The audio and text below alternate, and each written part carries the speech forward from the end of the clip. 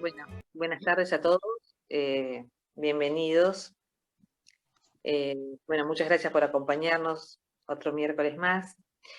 En el día de hoy va a disertar Marcela Fugardo, que antes de una presentación formal, yo lo que quisiera es agradecerle a Marcela, porque en cuanto la contacté, inmediatamente aceptó la invitación para, para acompañarnos esta tarde y bueno, fue súper generosa porque enseguida lo aceptó y creo que es un tema por demás interesante. Voy a hacer una pequeña semblanza de Marcela. Marcela Fugardo es arquitecta graduada en la Facultad de Arquitectura y Urbanismo de la Universidad de Buenos Aires, diplomada en el posgrado de Gestión Cultural, Patrimonio y Turismo Sustentable de la Fundación Ortega y Gasset y en el programa de Gobernabilidad, Gerencia, Política y Gestión Pública de la Universidad de San Andrés. Fue directora del Museo, Biblioteca y Archivo Histórico Municipal de San Isidro, doctor Horacio Béccar Varela, entre el año 2010 y 2022. Su línea de trabajo abarca dos áreas: el protagonismo histórico de las mujeres y las prácticas de socialidad en San Isidro entre el siglo XVIII y el XX, y el patrimonio arquitectónico monumental y urbano del partido de San Isidro. Actualmente está a cargo del área de coordinación de patrimonio histórico de la Municipalidad de San Isidro y dirige la diplomatura en Historia y Patrimonio de San Isidro y del Pago de la Costa en la UCI, Universidad de San Isidro. Publicó revistas científicas y en compilaciones de artículos, autora de un recetario familiar rioplatense, cuaderno de recetas de María Varela, Patrimonio Inmaterial de San Isidro en el de 2018 y coautora de La cocinera argentina, un recetario del siglo XIX de enigmática autoría. Así que ya nos dejás con un montón de inquietudes para leer, porque todo es súper interesante. Así que muchas gracias, Marcela. Bueno, empezamos. Bueno, buenas tardes a todos. En primer lugar, quiero agradecer a las autoridades del Instituto Nacional Sanmartiniano, especialmente a la señora María Alicia Timpanaro, quien me invitó tan amablemente a sumarme a estas charlas, este ciclo de charlas acerca de las mujeres de la emancipación argentina. Y vamos a hablar de una figura femenina importante en los albores de nuestra patria independiente. Vamos a situar la figura de Mariquita en el escenario histórico argentino que le tocó vivir, los ciclos que fue testigo, el tardo colonial, la independencia argentina, luego la época de Rosas y por último la organización nacional. Ahora sí vamos a compartir pantalla. ¿Estamos bien ahí? ¿Seguimos? Perfecto, bueno, Marcela. Sí, perfecto. Bueno, menos mal. Aquí la vemos en el famoso cuadro de Pedro Subercaseaux tocando el arpa. Ella es la que está tocando el arpa durante el ensayo del himno nacional argentino en su salón de la calle Florida. Y este cuadro que hemos visto tan repetidamente en la revista Villiquen, en los manuales escolares, hizo trascender su figura como el estereotipo, por momentos un poco frívolo, de esa anfitriona siempre festiva en la tertulia, pero también contribuyó a que se fijara su imagen en la construcción del imaginario histórico como la figura de la dama patricia. Y quiero destacar que si bien existieron otras damas patricias que acompañaron la gesta emancipadora argentina y que fueron madres de generales, esposas de magistrados, hijas de granaderos, de la independencia, el caso de Mariquita es bien singular porque no ha trascendido históricamente por ningún parentesco de referencia masculina, sino que se sostiene, brilla con ideas propias, con un carácter capaz de sostener esas ideas hasta el final. No voy a referirme a la biografía de Mariquita, completa de Mariquita, sino a Mariquita como sujeto del patrimonio histórico argentino. Vale decir, qué lugares, qué objetos, qué documentos testimonian y hacen presente la memoria de Mariquita. ¿Se entiende hasta aquí? De todos modos, vamos a decir en apretada síntesis, que nació en Buenos Aires, que era hija de la criolla Magdalena Trillo y el granadino Cecilio Sánchez de Velasco, es decir, un hogar de clase principal del virreinato. A los 14 años, su tenaz oposición a casarse con un hombre a quien no amaba, contrariando los deseos del padre, es un caso inusual que contradice las convenciones del pacto colonial. Logra que se le reconozca la razón en el juicio de disenso, pero no sin antes haber pasado una temporada recluida en la quinta suburbana familiar primero y luego en la Santa Casa de Ejercicios Espirituales. Y se casa finalmente con su primo segundo, Martín Thompson, a quien ella había elegido, pero será un amor trágico, porque él va a morir lejos de la patria durante una misión de compra de armamento en los Estados Unidos y Mariquita queda sola con 5 hijos. Un segundo matrimonio con el francés Mendeville, que no será feliz, ella misma lo dijo, porque como también lo dijo Antonio de Lepiane, al unirse con Mendeville, doña María Sánchez no hizo sino agregar a los 5 hijos que ya tenía, otro más a quien dar carrera. Así que tuvieron 3 hijos y en algún momento Mendeville decidió abandonar el Río de la Plata y a su familia y bueno, nunca más volver. Mariquita integró la Sociedad de Damas Patrióticas que reunió fondos para asistir la campaña a la independencia. Rivadavia la convocó para fundar y organizar la Sociedad de Beneficencia, donde desplegó una gran labor de asistencia, pero en lo que hace a su biografía vamos a dejar acá. Hasta acá llegamos. Sí vamos a mencionar qué escritores y qué historiadores han trazado en detalle los rasgos de su biografía. Antonio de Lepiane, que ya mencioné, María Alicia Domínguez, Clara Vilaseca. Clara Vilaseca tiene un precioso libro que acá les quiero mostrar, que es el libro de la compilación de cartas de Mariquita Sánchez, de 1952. Este lo van a encontrar en librerías de viejo o en anticuarios. Es más difícil de encontrar. También Enrique Udaondo, Manuel Mujica Lainez, más recientemente María Sáenz Quesada. Este es el libro que recomiendo tener de cabecera cualquiera que quiera acercarse a la vida de Mariquita. Esta es una biografía espectacular, documentada. Bueno, un libro de historia como corresponde, con las citas, con todo documentado. Este es el libro que tienen que leer para acercarse también a Mariquita. Y luego de este prólogo pasamos sí al tema de la charla. Patrimonio documental. Vamos a ver el primero de los documentos que las mujeres habitan convencionalmente, las actas de bautismo, nacimiento, las actas de casamiento, las referencias de ellas a los censos, las actas de defunción, los testamentos. Esos son documentos que, donde las mujeres seguramente han dejado marca, huella, más allá de si eran mujeres como Mariquita letradas, otras mujeres aparecen en estos registros. Perdón, ahí me figura que hay personas en la sala de espera, no sé si hay que habilitarlas o... Sí.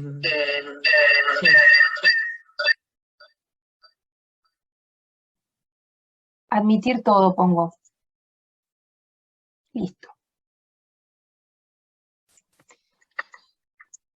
Ahí está. Bueno, aquí estamos viendo un documento que es el acta de bautismo de Mariquita en la iglesia de la Merced.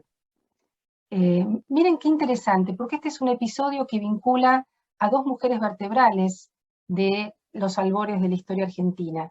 Y su lectura, van a ver, revela un dato que ha pasado inadvertido para muchos de los cronistas y que vincula a estas 2 mujeres, pero de un modo fallido. A Mariquita con otra mujer destacada que fue María Antonia de Paz y Figueroa, o María Antonia de San José, como figura en el documento, que ha sido tachado, si lo ven, hay una aclaración al final, que yo marqué en rojo, que dice no hubo madrina, y se advierte que el nombre de doña María Antonia de San José está tachado. Vale decir que la beata no asistió a la ceremonia. ¿Por qué? ¿Cuál fue el motivo de su ausencia? ¿Sería que la beata salió a los poblados de la comarca, a una ceremonia religiosa? una indisposición de salud, no lo sabemos. En cualquier caso, sabemos que Mariquita no tuvo madrina. Así que hay un artículo muy lindo que escribí yo, me hago propaganda en toda esa historia sobre este documento que realmente vincula a estas dos mujeres, que me parece algo extraordinario, más allá de que haya sido un encuentro fallido. Seguimos.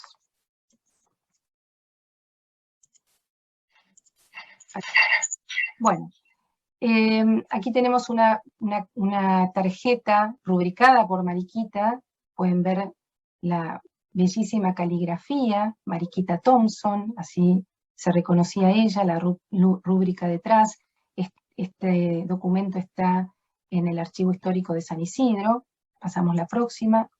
Aquí también, estas cartas también están en el Archivo Histórico de San Isidro. Aunque Mariquita no publicó libros, fue una precursora de la literatura femenina en el Río de la Plata, a través de sus pulidas y multitemáticas cartas. Así que existen numerosas cartas de Mariquita que también son bienes patrimoniales y que aluden a su memoria. Hay son 10 las que están en el Museo Histórico de San Isidro, pero también existen otras en el Archivo General de la Nación.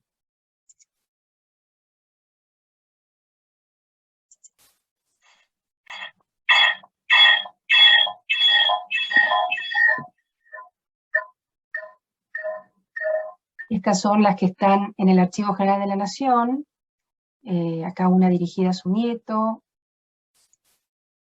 Y aquí, esto es muy curioso porque es una de las cartas que también está allí en ese repositorio, con algunas recetas. Así que está el pudding de 1 minuto, que da la receta Mariquita. Si ustedes quieren reproducirlo, para mañana lo pueden hacer de postre. 4 cucharadas de chuño, que es fécula de papa, a 1,5 botellas de leche con un poquito de sal. Disuelvas el chuño en una parte de la leche, calientes el resto de la leche casi a hervir por 3 minutos, agitándose con actividad. Enseguida dejar enfriar y después mezclar en ella 3 huevos y azúcar.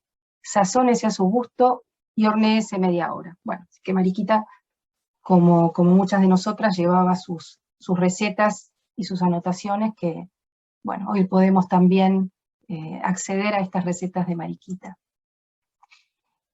Y esta carta que, bueno, ven ahora en la pantalla, es la primera que aparece en el libro que les mostré antes de Clara Vilaseca, de las cartas de Mariquita Sánchez.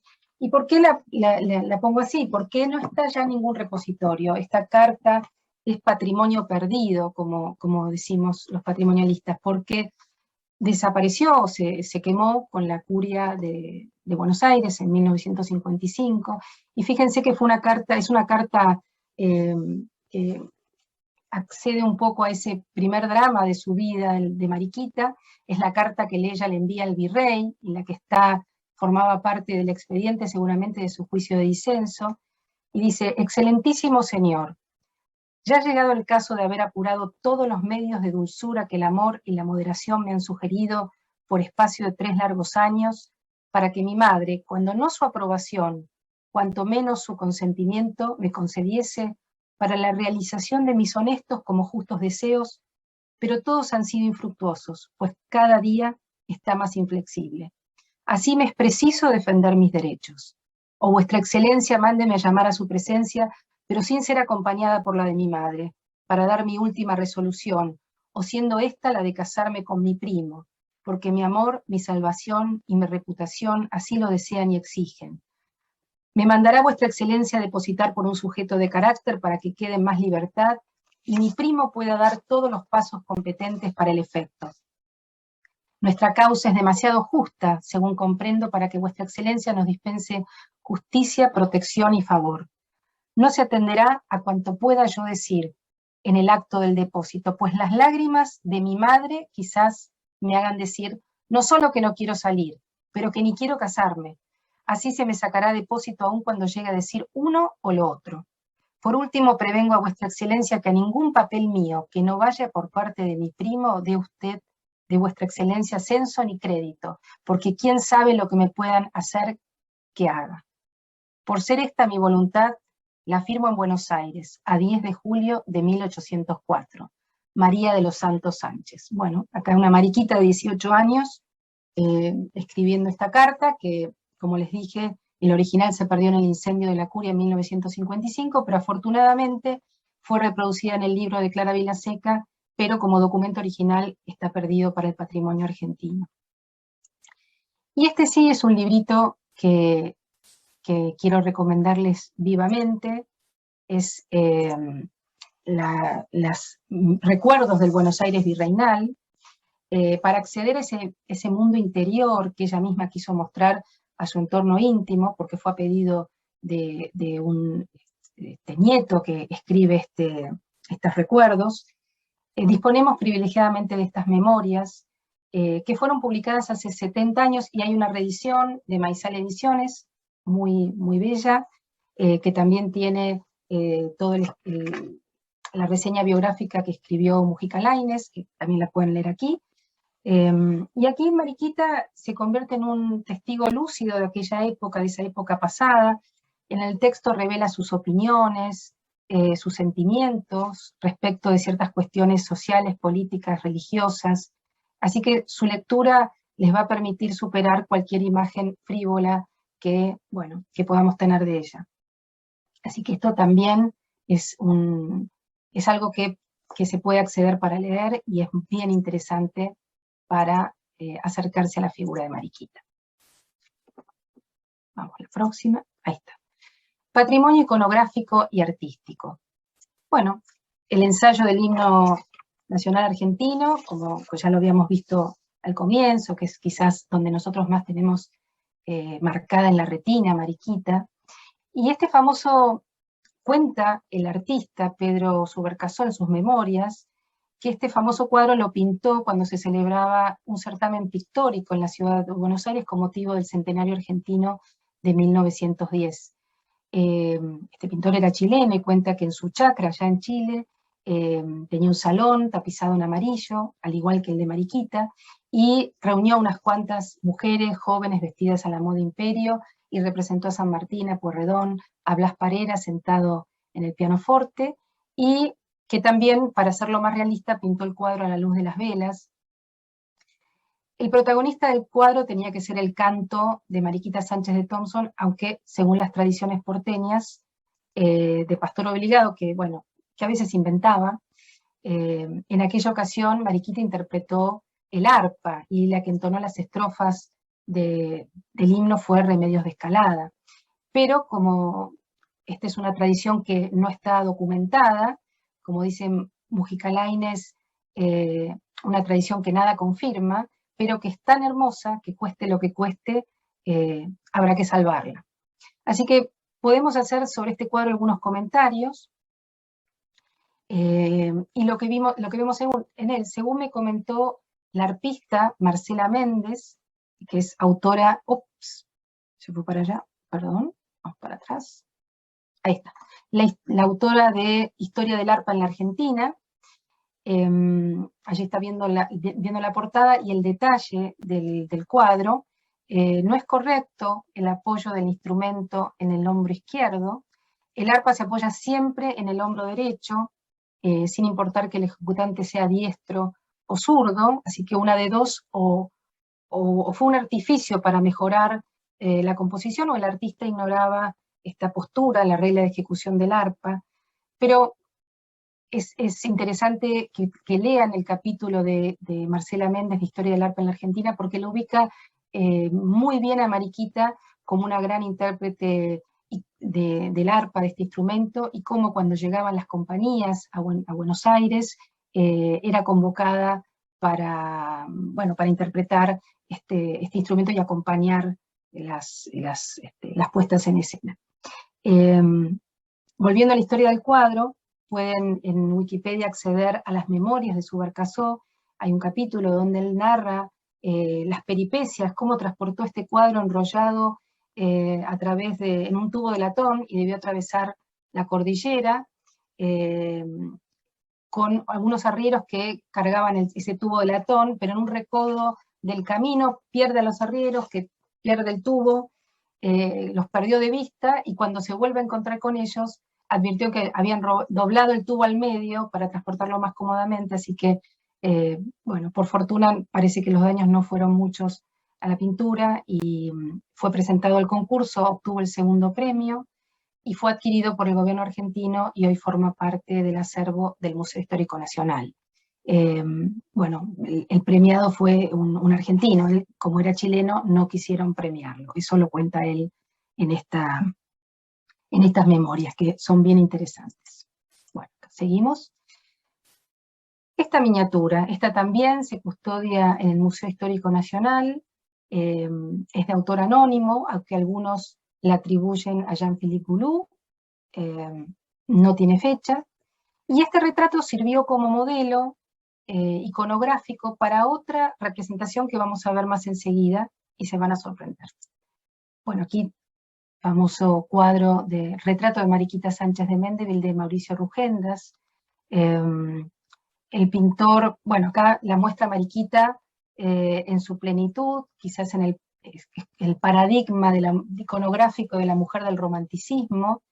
Hay que animarse ese peinado, ahora en ese momento estaba de moda, pero qué bucles, y qué linda la postura. Igual es una postura de alguna manera convencional, que existen muchos retratos, quizás el pintor completó el rostro de Mariquita luego, y la postura y la imagen la pintó en un taller. Eso no lo podemos saber, no hay memorias de Rugendas en este sentido, pero aquí la vemos en una actitud melancólica, pensativa, con ese peinado de moda, y quizás está en un paisaje que es el paisaje de San Isidro, de las Barrancas. O bueno, quizás yo estoy un poco sugestiva y en todos lados la veo en San Isidro. ¿Sí? Acá la Amazona, que litografió Edmond Lebeau, en la cual se identifica a una joven a caballo, supuestamente es Mariquita, en las Barrancas de San Isidro, saliendo al trote por los anchos portones de una quinta. Van a ver a la derecha un campanario, y a la izquierda una quinta con las pitas florecidas. Bueno, a mí también se me ocurre que esto podría ser San Isidro, y como no, la Quinta Los Ombúes. Finalmente, dentro de este repertorio iconográfico de Mariquita tenemos el daguerrotipo de Antonio Pozzo de 1854. Mariquita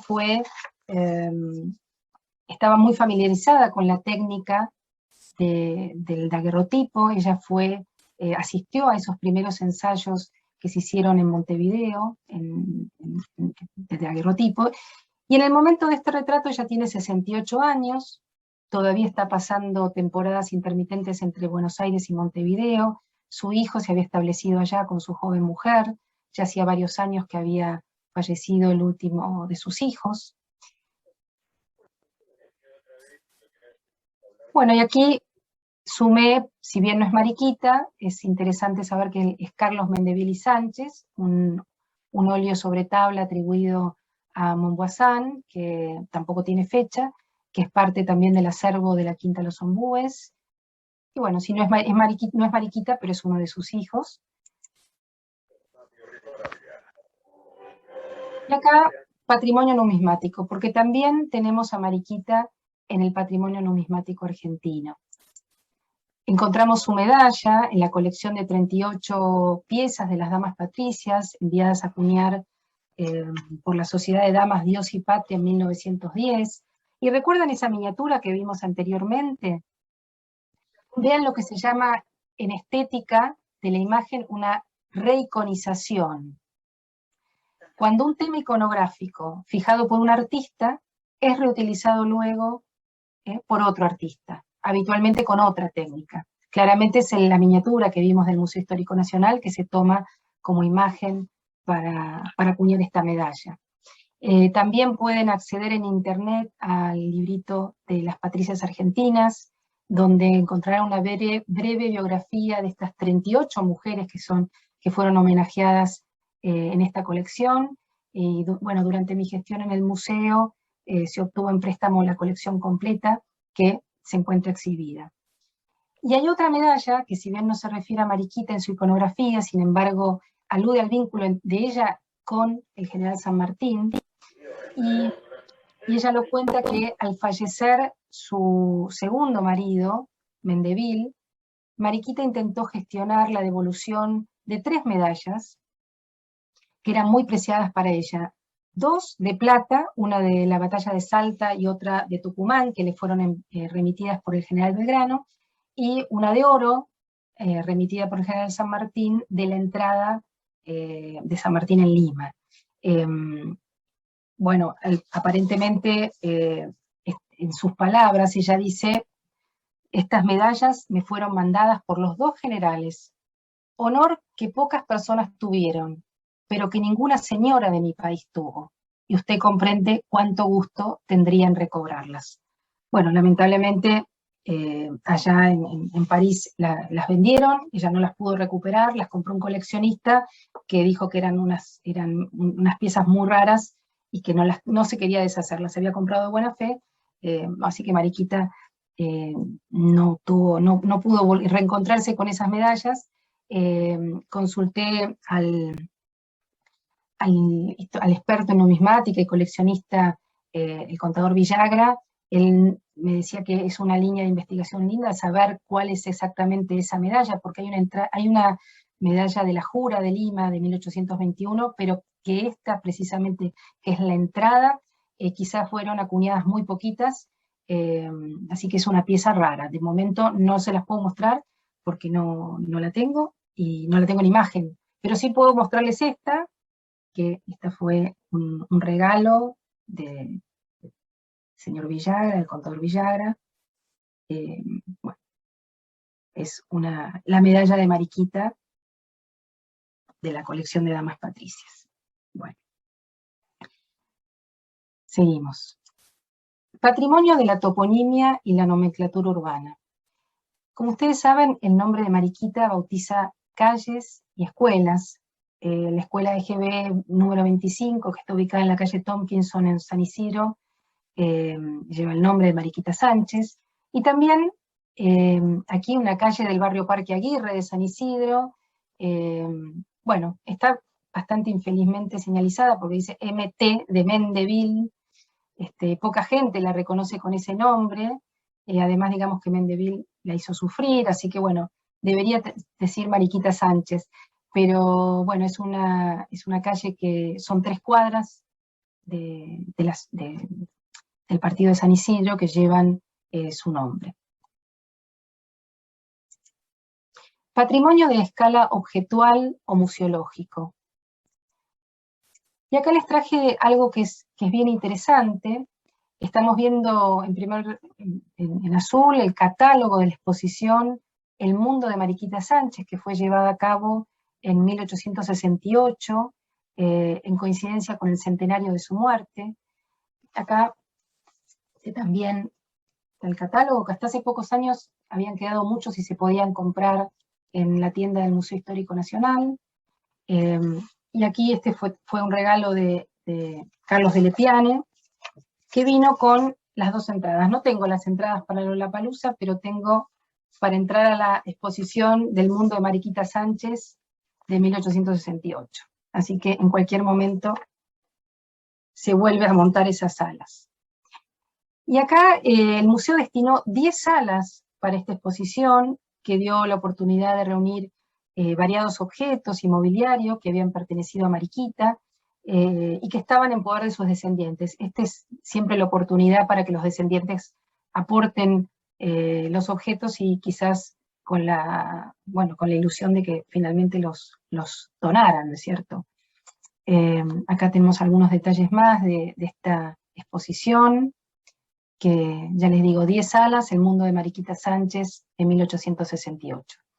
Pero otros objetos, aquí uno en la revista Atlántida, se reunieron varios objetos que la mayoría de ellos, los que vemos acá, todavía están en poder de sus descendientes. Pero bueno, por lo menos aquí, este es un afiche de 1934, un artículo de 1934 de la revista Atlántida, y un poco podemos acercarnos a ese mundo de la estética de Mariquita, qué objetos la rodeaban, con qué objetos convivía. Ya ven lo exquisito de ese mundo. Esas 10 salas que habrá reunido el Museo Histórico Nacional, seguramente, como les dije antes, comenzaban en el virreinato, pero pasaban por esta época del romanticismo y del estilo francés que ella tanto admiró, y bueno, y en la cual ya vemos que sus objetos, qué tipo de objetos la rodeaban. Estos dos están en el acervo del Museo Histórico de San Isidro, una silla de estrado y un estandarte. Ahí ven el escudo de Castilla y León, según la tradición familiar. Este estandarte era de su padre, don Cecilio Sánchez de Velasco. Tiene cierto sentido, pues un estandarte español. Luego, esta tacita que ven aquí es una tacita que está en comodato también en el mismo museo, y en el catálogo de la exposición de 1868 se ve el juego completo. Aparentemente era un juego que Mariquita le había regalado a su hija Florencia. Bueno, y acá podemos ver en detalle esta tacita. Otros dos objetos que sí se exhiben en el museo es este lápiz retráctil y también una jarrita de peltre y cerámica. Voy pasando rápido. Este es un costurero neceser que perteneció a su hija Magdalena. Eso lo van a ver referido ahí grabado en la tapa de bronce. Es una pieza muy, muy exquisita también. Está en préstamo en el museo por uno de sus descendientes, y bueno, si van al museo lo van a poder ver. No perteneció a Mariquita, pero fue un obsequio de Mendeville a Magdalena.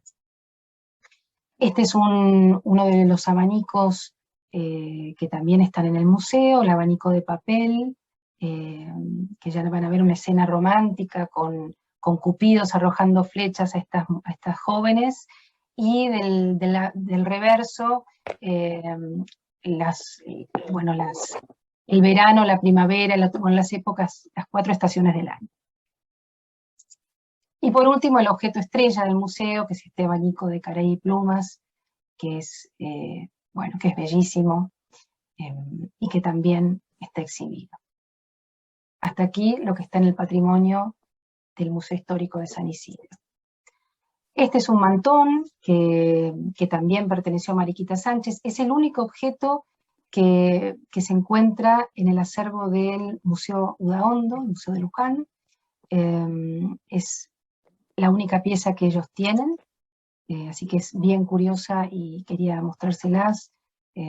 Hace unos años intentamos también un préstamo entre museos, entre un museo, ustedes saben que el Udaondo es un museo provincial, el Museo Histórico de San Isidro es municipal.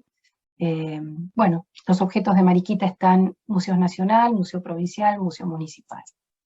Y por supuesto, bueno, como podía no ser, el pianoforte.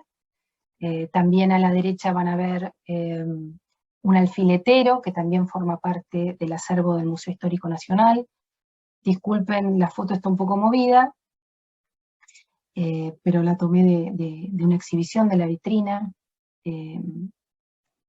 Pero bueno, el pianoforte se ve en todo su esplendor. Y ahora sí vamos al patrimonio edificado. Aquí para presentárselos lo dividí en 3. El patrimonio existente, el patrimonio desmaterializado y el patrimonio ignorado. Vamos a ver por qué le puse esos nombres y de qué se trata. Su quinta suburbana, la Quinta Los Ombúes.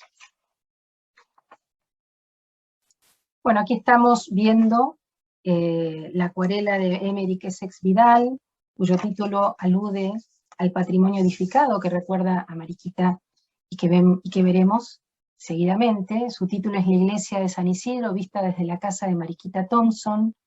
Este es un cuadro que se hizo en 1817.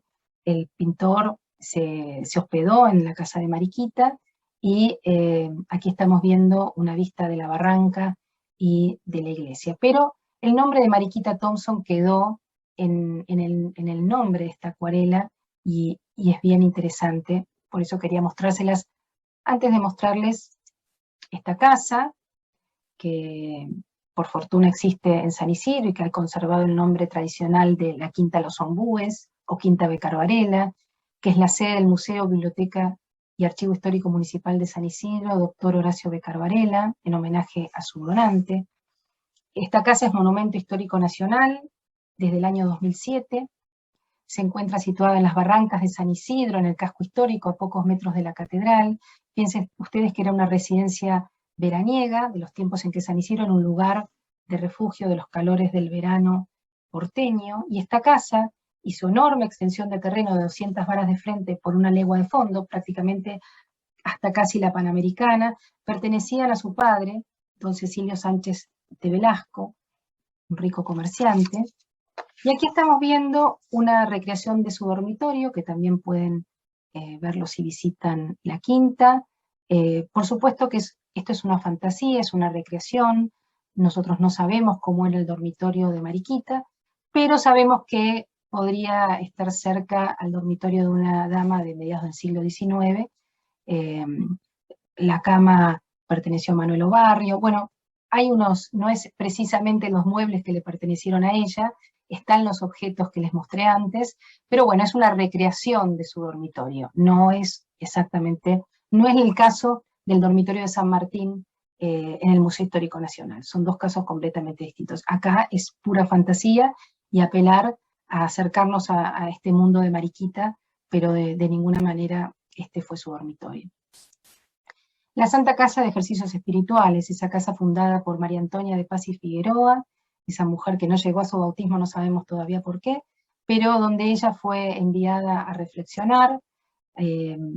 Bueno, su reclusión fue primero en San Isidro, luego en la Santa Casa.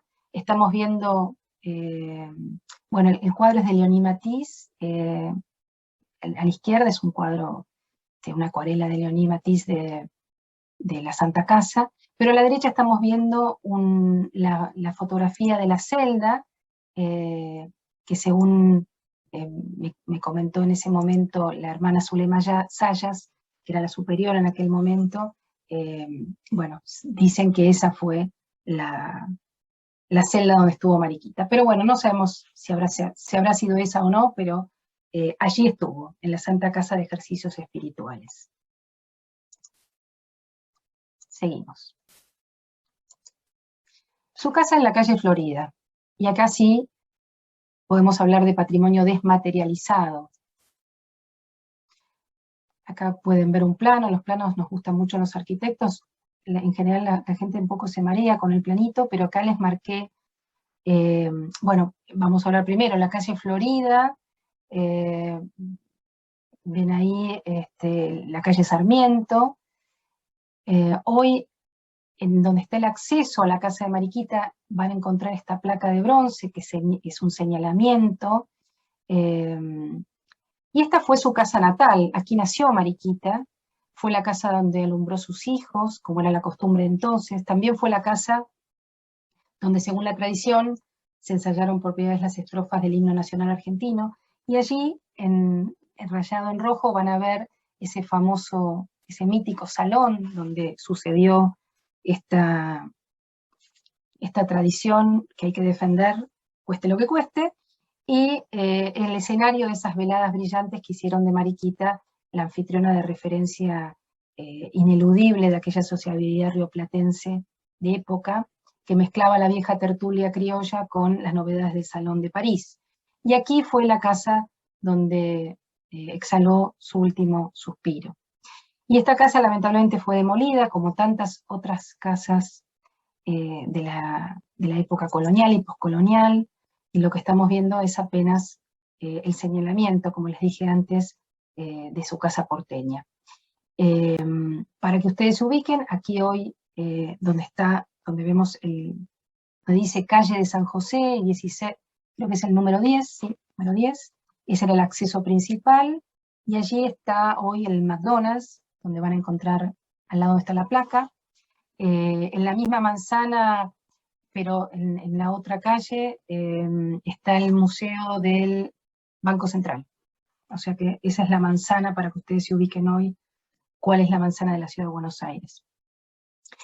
Y aquí quise poner un patrimonio ignorado, si bien no es en el patrimonio argentino, y esto se refiere a Montevideo, me gusta pensarlo como un habitante del Río de la Plata, Mariquita, y seguramente en Montevideo tuvo varias casas. Ella, si leen un poco la biografía, van a encontrar que en estas idas y venidas ella cambiaba de casa, y cuando cambiaba de casa le pedía a Florencia, su hija, que estaba en Buenos Aires, todavía en esa casa de la calle Florida, que le enviara tal o cual mobiliario porque quería sentirse un poco a gusto con sus cosas. Así que le pedí a la directora del Museo del Cabildo de Montevideo que me envió esta preciosa acuarela de Dastrel, que es patrimonio del Museo del Cabildo. Allí tienen la página web si quieren ingresar, y es una bellísima acuarela de lo que pudo haber Mariquita visto en sus años, creo de 1840, en sus temporadas en Montevideo. Son las acuarelas de Dastrel las que ilustran lo que ella estaba viendo. Así que este paisaje de la ciudad vieja de Montevideo le fue familiar y conocido. El patrimonio monumental estatuario. ¿Vamos bien de tiempo? Estamos bien, ¿no es cierto? Perfecto. Bien. Y acá dejé una placa en blanco. ¿Por qué? Porque lamentablemente no hay en el repertorio monumental argentino una estatua de Mariquita Sánchez, y esta ausencia inexplicable ya la deploraba Manuel Mujica Lainez en 1956, cuando dio en San Isidro esa famosa conferencia Las estatuas invisibles de San Isidro, y la incluía entre esas 4 que faltaban. De esas 4, la única que se llevó adelante fue la de Domingo de Acasuso en San Isidro, pero bueno, todavía faltan 3, según lo que él indicaba para la memoria histórica y monumental de San Isidro. Y aquí el patrimonio monumental funerario, ya vamos llegando casi al final. Quiero cerrar con la imagen de la tumba de Mariquita. Mariquita falleció a los 82 años, el 2 de octubre de 1868. Y acá cerrar recalcando un aspecto de su vida que es como el resumen de ella y que se expresa en su breve epitafio, que dice Caritatem dilexit. Este sepulcro que estamos viendo, como les dije, está en el cementerio de la Recoleta. Del quiero decirle 2 cosas, que es una de las tumbas artísticas más antiguas del cementerio, y que desde los años 40 es monumento histórico nacional, porque en aquel momento no existía la categoría de sepulcro histórico nacional, sino que es monumento histórico nacional. Y como dije antes, Mariquita fue una de las fundadoras de la Sociedad de Beneficencia, la presidió en varios periodos. La sociedad repartía premios y ayudas a las niñas sin recursos, los famosos premios a la virtud que se entregaban en el Templo de San Ignacio y luego en el Teatro Colón. Pero además la Sociedad de Beneficencia, por mandato del gobierno, debía administrar los establecimientos de asistencia pública y escuelas, lo cual implicó para aquellas primeras 13, como se llama el librito, las primeras 13 fundadoras, el tener que desarrollar una serie de destrezas y habilidades como el gerenciamiento y la gestión, que eran propios del mundo de los hombres, y peticionar ante las autoridades, enviar cartas, revisar presupuestos, bueno, supervisar las obras, el stock de alimentos, medicinas, ejercer el rol de inspectoras. Cada una tenía asignada una escuela, también inspectoras en los hospitales. Esto la lleva Mariquita en su famosa pelea con Sarmiento, porque no la vamos a contar acá, pero en definitiva lo que quiero transmitirles es que esta perspectiva, esta mirada de Mariquita, la aleja de ese estereotipo escolar, que es lo que siempre, por lo menos desde cuando estábamos en el museo, intentábamos hacer, como una dama, alejarla de esa dama de alta sociedad dedicada solo a la tertulia y al abanico, y la muestra comprometida con los más vulnerables, con la niñez, con la educación de las mujeres. Por eso, de todos los epitafios que pudieron elegirse como resumen de su vida, este sea el mejor de todos, que es Caritatem Dilexit, que significa eligió el amor. Sí que han sido muchos los tributos que la posteridad dedicó a Mariquita Sánchez, los testimonios que registran su vida y sus acciones. Como vimos, una placa de bronce señala esa casa tan querida por ella en la ciudad de Buenos Aires, el sepulcro de mármol que guarda sus restos en la Recoleta. Hay escuelas, hay calles que llevan su nombre, el Museo Histórico Nacional atesora sus retratos, objetos, el Museo Histórico de San Isidro lo mismo, objetos, documentos, cartas. En el Archivo General de la Nación se conserva su testamentería y otros documentos. A todo este corpus de memorias materializadas en papeles, objetos, monumentos y homenajes, sin duda el pueblo de San Isidro suma el elemento más poético, aunque no menos dotado de prestancia tangible, que es la Quinta Los Ombúes, el escenario de esas largas temporadas suburbanas de Mariquita, impregnadas del verdor de la barranca, de la brisa del río, un sitio histórico que he tenido el honor de dirigir durante 12 años, hasta mi retiro en diciembre pasado, y la experiencia de frecuentar diariamente esa casa me ha puesto en comunión con Mariquita, y ha sido una experiencia muy inspiradora en mi propia vida, así que espero haberles transmitido algo de esa inspiración. Y aquí para cerrar les traje el algarrobo histórico, que es todo un símbolo en la quinta. Es un árbol que tiene más de 250 años, que seguramente la conoció Mariquita, por lo menos eso siempre nos gustaba decir.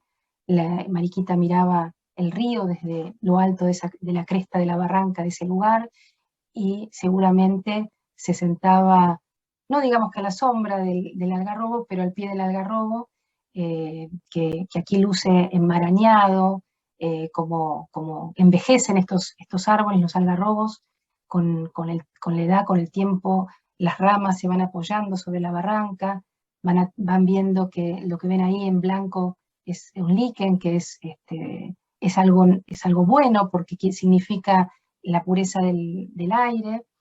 Y bueno, con este árbol, que de alguna manera perteneció a Mariquita en algún momento, pero que fue testigo de su vida, bueno, me despido y les agradezco y espero que hayan disfrutado de esta cabalgata por el mundo de Mariquita Sánchez. Bueno, Marcela, primero felicitarte. Felicitarte, yo creo que estamos todos encantados.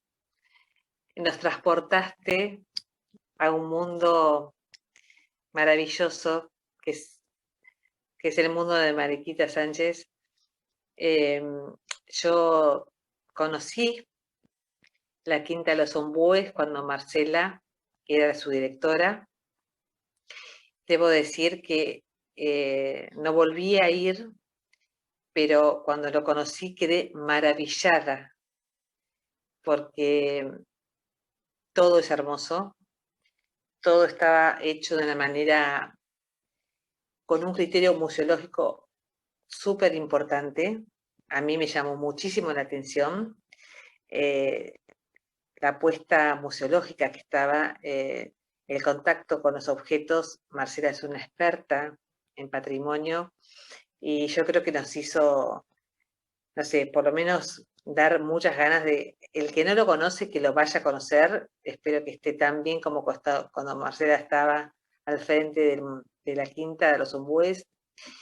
Y para los que lo conocemos, volver, porque esa casa con esa barranca, imagino que habrá sido un placer, como lo es también trabajar en el Instituto Sanmartiniano, que tiene también su encanto. Bueno, te están mandando muchísimas felicitaciones acá. Bueno, muchas gracias a todos los comentarios, muchísimas gracias. Espero que encanta que les haya...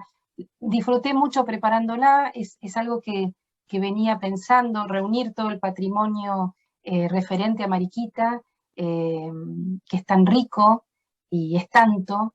Y ahora sí, ya que han conocido un poco de Mariquita y este patrimonio tan vasto y tan rico del patrimonio argentino referido a su figura, pueden leer todos estos libros que les estuve referenciando, hay muchos que están en internet, otros que pueden comprar en Mercado Libre, bueno, como les dije, el de María Sáenz Quesada, leer sobre las patricias argentinas, todas esas medallas que refieren a estas mujeres que colaboraron en la gesta. Bueno, hay mucho para profundizar y sobre todo